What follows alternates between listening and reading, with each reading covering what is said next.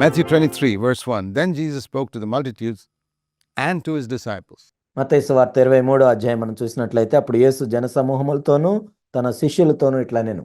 And he said, the scribes and the Pharisees have seated themselves in the chair of Moses. Therefore, all that they tell you to do, observe, do, but don't do according to their deeds, for they say things that do not do them. శాస్త్రులను పరిసయ్యులను మోషే పీఠమందు కూర్చుండవారు కనుక వారు మీతో చెప్పు వాటిని అన్నిటిని అనుసరించి గైకొనుడి, అయినను వారి క్రియల చొప్పున చేయకుడి, వారు చెప్పుదురే గాని చేయరు. This is the definition of a hypocrite. ఒక వేషధారికి నిర్వచనం ఇది. He preaches things that he does not practice. తాను చేయని వాటిని తాను బోధిస్తూ ఉంటాడు. They say things, but they don't do them. వాళ్ళు చెప్తారు కానీ చేయరు. They preach, speak, and they teach, but they don't do. వాళ్ళు దాన్ని బోధిస్తుంటారు, దాని గురించి మాట్లాడుతుంటారు కానీ వాళ్ళు చేయరు. This is the opposite of Acts 1:1, where we read about Jesus. He did and taught. అపోస్తుల కార్యములు 1:1లో దానికి ఇది ఎంతో విరోధంగా ఉంది. అక్కడ ఆయన ఏం చేశారంటే ఆయన చేయుటకును బోధించుటకును ఆరంభించిన వాటిని. Compare Matthew 23, verse 3. They teach but do not do. మత్తయి సువార్త 23:3తో మనం పోల్చి చూసినట్లయితే వాళ్ళు మీతో చెప్తారు కానీ వాళ్ళు చెయ్యరు. With Acts 1:1, Jesus did and then taught. అపోస్తుల కార్యములు 1:1 యేసుక్రీస్తు ప్రభువారు చేయుటకును బోధించుటకును. And all of us are in one of these two categories. If you're a Christian, మనందరము కూడా ఇందులో ఏదో ఒక గుంపులో ఉంటాము. నీవు క్రైస్తవుడు అయినట్లయితే you either preach a lot of things you don't practice, or you first practice something and then preach it. నీవు అనేక విషయాలు బోధిస్తావు కానీ వాటిని చేయవు. నీవు కొన్ని విషయాలు చేస్తావు, వాటిని బోధిస్తావు. In one case, you're just a Pharisee. In the other case, you're following Christ. ఒకవైపు నువ్వు ఉన్నట్లయితే పరిసయ్యుడుగా ఉంటావు, మరొక వైపు అయితే నువ్వు క్రీస్తు వలె ఉంటావు. The descendants of the Pharisees spiritually are very much in the church today. There are lots of them, millions of them. ఈనాడు సంఘంలో మనం చూసినట్లయితే ఆత్మ సంబంధంగా పరిసయ్యుల యొక్క సంతానము కొన్ని లక్షల మంది ఉన్నారు. Who preach a lot of things from the pulpit which they don't practice in their lives. వాళ్ళు ప్రసంగ వేదికల మీద అనేక విషయాలు బోధిస్తారు కానీ వాళ్ళ జీవితంలో వాటిని వాళ్ళు పాటించరు. And there are very few who are following Christ who first do and then teach it. క్రీస్తుని వెంబడించే వాళ్ళు చాలా కొద్ది మందే. వాళ్ళు ఏం చేస్తారంటే మొట్టమొదట వాళ్ళు చేసి ఆ తర్వాత దాన్ని బోధిస్తారు.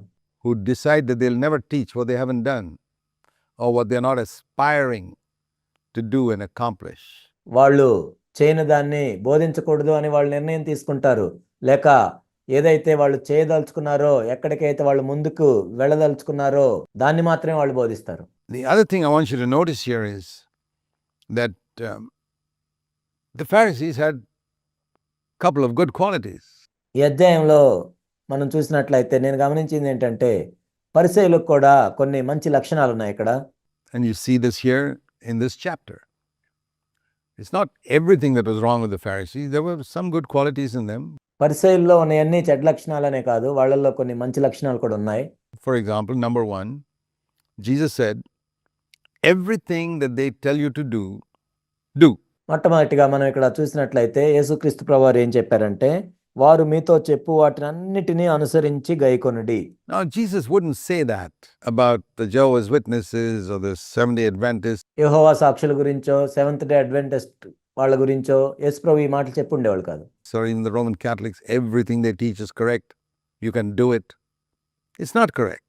రోమన్ క్యాథలిక్ల గురించో ఈ విధంగా చెప్పి ఉండేవాళ్ళు కాదు. వాళ్ళు చెప్పినవన్నీ మీరు చేయండి, అవి సరైనవి అని చెప్పేవాళ్ళు కాదు. ఎందుకంటే వాళ్ళు చెప్పేవన్నీ సరైనవి కాదు. To teach that the Sabbath, keeping the Sabbath is the way of salvation is not at all correct. విశ్రాంతి దినమును పాటిస్తేనే రక్షణ లభిస్తుంది అని బోధించడం అనేది తప్పు. To teach that Jesus Christ is not God like the Jehovah's Witnesses say, that's not correct. యెహోవా సాక్షులు చెప్పేటట్లుగా యేసుక్రీస్తు ప్రభువారు దేవుడు కాదు అని వాళ్ళు చెప్తారు, అది సరైనది కాదు. To teach that Mary is the second mediator between God and man, that's not correct. దేవునికి మానవునికి మధ్య మరియా రెండవ మధ్యవర్తి అని వాళ్ళు చెప్తూ ఉంటారు, అది కూడా కరెక్ట్ కాదు. So Jesus will never say about these groups, whatever they say to you, do. కాబట్టి యేసుక్రీస్తు ప్రభువారు వీళ్ళకు సంబంధించి ఈ మాటలు చెప్పరు, వాళ్ళు చెప్పేవన్నీ గైకొనమని. He will not say that about the liberal Christians either. Liberal క్రైస్తవుల గురించి కూడా ఈ మాటలు ప్రభు చెప్పరు. But he will say that about evangelical Christians. Evangelical క్రైస్తవుల గురించి ప్రభు ఈ మాటలు చెప్తారు. Yeah, they've got the right doctrine. ఎందుకంటే వాళ్ళు సరైన సిద్ధాంతాలను కలిగి ఉన్నారు. But they could be Pharisees because the Pharisees had right doctrine. కానీ వాళ్ళు పరిసయ్యుల వలె ఉండొచ్చు. ఎందుకంటే ఇక్కడ చూసినట్లయితే పరిసయ్యులు కూడా సరైన సిద్ధాంతాలను కలిగి ఉన్నారు. So here's one good quality in the Pharisees. They had the right doctrine. కాబట్టి ఇక్కడ పరిసయ్యుల్లో మనం చూసినట్లయితే ఒక్క మంచి లక్షణాన్ని కలిగి ఉన్నారు వాళ్ళు. అదేంటంటే సరైన సిద్ధాంతాలను కలిగి ఉన్నారు. Another good quality he mentions in verse 25 is, you scribes and Pharisees, you clean the outside of the cup, but the inside is full of robbery and self-indulgence. So, this was hypocrisy. The inside was dirty, but the outside was clean. ఇంకొక మంచి లక్షణాన్ని మనం చూసినట్లయితే 25వ వచనంలో, అయ్యో వేషధారులైన శాస్త్రులారా పరిసయ్యులారా, మీరు గిన్నెయు పళ్ళెమును వెలుపుట శుద్ధి చేయుదురు గాని అవి లోపల అపవిత్రంగా ఉన్నాయి. But you have to give credit for them that their outside was clean. కానీ వాళ్ళ వెలుపుట శుద్ధి చేసుకుని ఉన్నారు. దాన్ని బట్టి వాళ్ళని మనము అభినందించాలి. Here was a certificate that Jesus gave. Your external life is good. You keep the law. ఇక్కడ యేసుక్రీస్తు ప్రభువారే వాళ్ళకి ఒక సర్టిఫికేట్ ఇస్తున్నారు. ఏంటంటే ధర్మశాస్త్రం ప్రకారం మీరు వెలుపట శుద్ధి చేసుకుంటున్నారు. You do everything the law commands on the outside. ధర్మశాస్త్రం ఏదైతే చెప్తుందో బాహ్య సంబంధమైన దాన్ని మీరు శుద్ధి చేసుకుంటున్నారు. So there were two good qualities about the Pharisees that Jesus himself gave a certificate about. One, their doctrines are all correct. Verse 2 and 3. ఇక్కడ పరిసయ్యుల్లో మనం చూసినట్లయితే యేసుక్రీస్తు ప్రభువారే 2 లక్షణాల గురించి ఆయన సర్టిఫికేట్ ఇస్తున్నారు. అవేంటంటే మొట్టమొదటి మనం చూసినట్లయితే ఇక్కడ 2-3 వచనాల్లో వాళ్ళ సిద్ధాంతాలన్నీ కూడా సరి అయినవే. Second, their external life was clean and upright. Verse 25. రెండవది ఏంటంటే వాళ్ళ బాహ్య సంబంధమైన జీవితం అంతా కూడా ఎంతో నీతిమంతంగా శుద్ధి చేయబడి ఉంది. 25వ వచనం. Now, most Christians that I have met, evangelical Christians, they glory in these two things. అనేక మంది నేను కలిసిన ఎవాంజలికల్ క్రైస్తవుల్లో ఈ రెండింటి గురించే వాళ్ళు అతిశయిస్తూ ఉంటారు. My doctrines are all correct. My external life is clean. మా సిద్ధాంతాలన్నీ సరి అయినవే, మా బాహ్య సంబంధమైన జీవితం అంతా కూడా పవిత్రంగా ఉంది. That qualifies you to be a Pharisee. ఈ రెండు ఏం చేస్తాయంటే నిన్ను పరిసయ్యునిగా గుర్తించేటట్లు చేస్తాయి. The group to whom Jesus said, you generation of vipers, how will you escape the damnation of hell? సర్ప సంతానమా, మీరు నరక శిక్షను ఎలాగూ తప్పించుకుంటారు అని యేసుక్రీస్తు ప్రభువారు ఏ గుంపునైతే గద్దించారో ఆ గుంపులో నీవు కూడా ఉంటావు. Would you believe that Jesus would come into an evangelical church and preach that to evangelical Christians who got all their doctrines right and whose external life is clean? ఒక ఎవాంజలికల్ సంఘానికి వచ్చి ఎవాంజలికల్ క్రైస్తవులతో యేసుక్రీస్తు ప్రభువారు ఈ విధంగా చెప్తాడని మీరు అనుకుంటున్నారా? వాళ్ళ సిద్ధాంతాలన్నీ సరిగా ఉన్నా, వాళ్ళ బాహ్య సంబంధమైన జీవితము పవిత్రంగా ఉన్నా? Have you understood scripture? మీరు లేఖనాలను అర్థం చేసుకున్నారా? What did Jesus look for? The inner life. యేసుక్రీస్తు ప్రభువారు దేన్ని చూస్తున్నారు? అంతరంగ జీవితం. Is your inner life clean? The inside of the cup, is that clean? నీ అంతరంగ జీవితం పరిశుద్ధంగా ఉందా? నీ గిన్నె లోపల శుద్ధి చేయబడిందా? That's what the Lord was looking for then, and that's what the Lord is looking for today. అప్పుడు కూడా ప్రభు దానికోసమే చూస్తూ ఉన్నాడు. ఇప్పుడు కూడా ప్రభు దానికోసమే చూస్తూ ఉన్నాడు. So let's stop glorying in the fact that our doctrines are right and our external life is right. Those are essential. మా సిద్ధాంతాలన్నీ సరిగా ఉన్నాయి, మా బాహ్య సంబంధమైన జీవితం అంతా సరిగా ఉందని ఆ విషయాలు అతిశయించటం మనం మానేద్దాం. ఆ రెండు కూడా ప్రాముఖ్యమైనవే. We're not like the Sadducees who were like the liberal Christians. మనం సద్దుకయ్యుల వంటి వాళ్ళం కాదు, లిబరల్ క్రైస్తవుల వంటి వారం కాదు. We're like the Pharisees. But we're not Christ-like. We're not true Christians if we don't take care of the inner life. కానీ మన అంతరంగ జీవితాన్ని మనం సరిగా చూసుకున్నట్లయితే మనం క్రీస్తు వలె ఉండం, కానీ పరిసయ్యుల వలె ఉంటాం. And that's the difference between a Pharisee and a Christian. A Christian has got his doctrines right. పరిసయ్యుడికి మరియు సిద్ధాంతాలు సరిగా ఉండి, బాహ్య సంబంధమైన జీవితం కూడా సరిగా ఉండి, అంతరంగ జీవితం కూడా సరిగా ఉన్న క్రైస్తవుడికి ఉన్న తేడా ఇదే. His external life right, and the inside of the cup is also clean. That's one big difference. అదే పెద్ద తేడా. So this is how you distinguish a Pharisee from a true disciple of Jesus. పరిసయ్యుడికి, ఒక నిజమైన శిష్యుడికి ఈ విధంగానే మనం తేడాను గమనిస్తాం. And you can ask yourself which you are. నిన్ను ప్రశ్నించుకో, నువ్వు ఏ విధంగా ఉన్నావు. They say things but they do not do them. And here's the mark of legalistic people. వారు చెప్పుదురే కానీ చేయరు. అక్షరానుసారంగా ప్రవర్తించే మనుషుల యొక్క గుర్తిది. Legalistic preachers particularly, and there are millions of them in the world. ముఖ్యంగా అక్షరానుసారమైన బోధకులు ఈనాడు లోకంలో కొన్ని లక్షల మంది ఉన్నారు. Matthew 23 verse 3.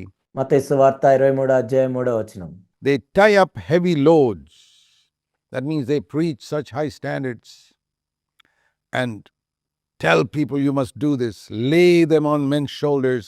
మోయశక్యము కాని భారమైన బరువులు కట్టి, అంటే ఎంతో ఉన్నతమైన ప్రమాణాలు. But they themselves are unwilling to move them with so much as a finger. మనుషుల భుజముల మీద వారు పెట్టుదురే గాని తమ వ్రేలితోనైనా వాటిని కదిలింపనొల్లరు. Do you know that a lot of people who preach tithing never tithe themselves?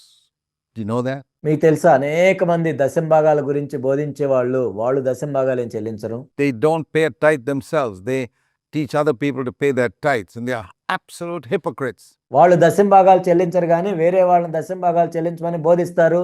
వాళ్ళు వేషధారులు. They don't pay the tithe themselves. వాళ్ళే దశంభాగం చెల్లించరు.